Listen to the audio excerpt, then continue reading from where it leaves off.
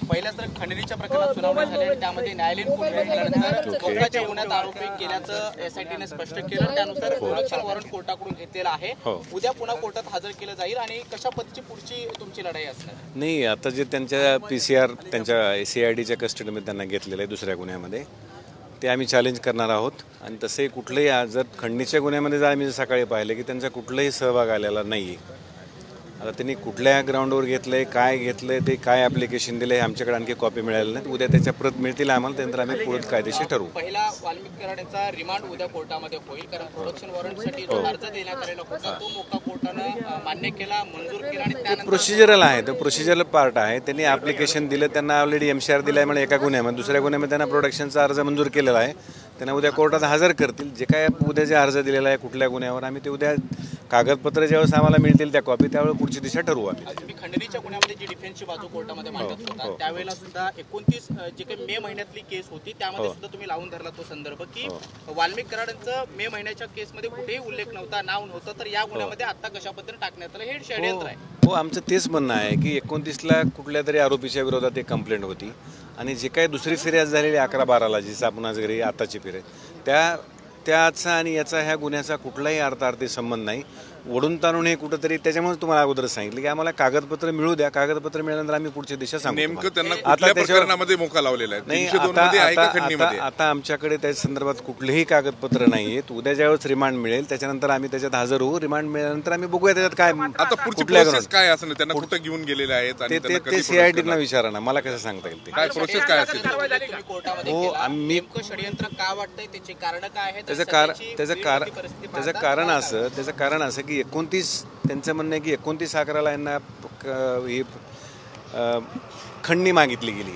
29/11 11-12पर्यंत कुठलीही त्याच्यामध्ये तक्रार नाही आहे आणि या संदर्भात मे मधली एक तक्रार आहे, त्याच्यामध्ये कुठल्याही वाल्मिकी कराडांचा त्याच्यामध्ये उल्लेख नाही। हे फक्त ओढून ताणून पुन्हा काहीतरी नाव इन्क्लूड करायचं असं आम्ही आर्ग्युमेंट केलेलं आहे।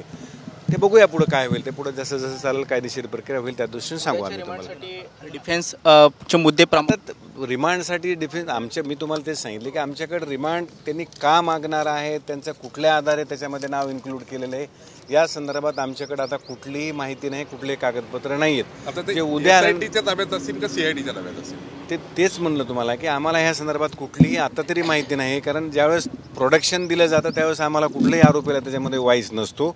ज्यावेळेस रिमांड आणलं जाईल त्यावेळेस आम्ही उद्या त्याच्यामध्ये बघू काय सांगायचं ते। मोका अंतर्गत कशा पद्धतीने हे केलं गेलं आणि आज जे हजर करण्यात आलं होतं, जे SITने जे काही दावे केले की आता गुन्ह्याच्या संदर्भात काही हात आहे का, कट आहे का, कुठलेही सकाळी तुम्हाला सांगितलं की ज्यावेळेस खंडणीच्या गुन्ह्यामध्ये असं सांगितलेलं गेलं की आम्हाला ह्या 103 BNS मध्ये जे खुनाचा गुन्हा आहे त्याच्यामध्ये यांचा सहभाग आहे का नाही या संदर्भात चौकशी करण्यासाठी पोलीस कस्टडी मागितलेली होती।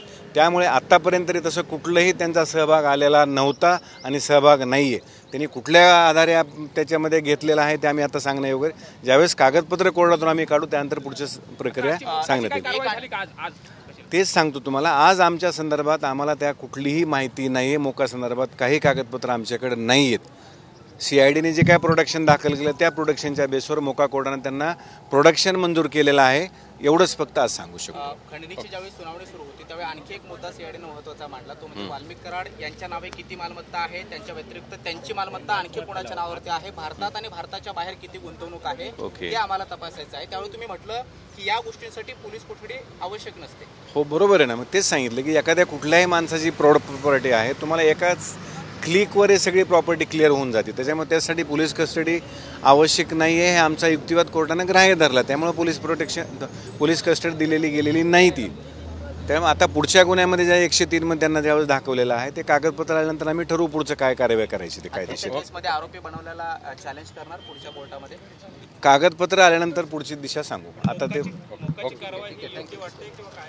माझ्याकडे सध्या त्या संदर्भात कुठलेही कागदपत्र नाही आहे, त्याच्यामुळे मी त्याच्यावर भाष्य करणे योग्य होणार नाही।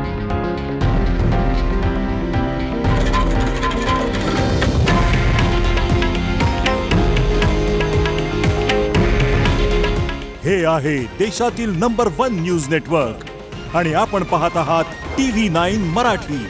काळजी तुमची, हित महाराष्ट्राचं।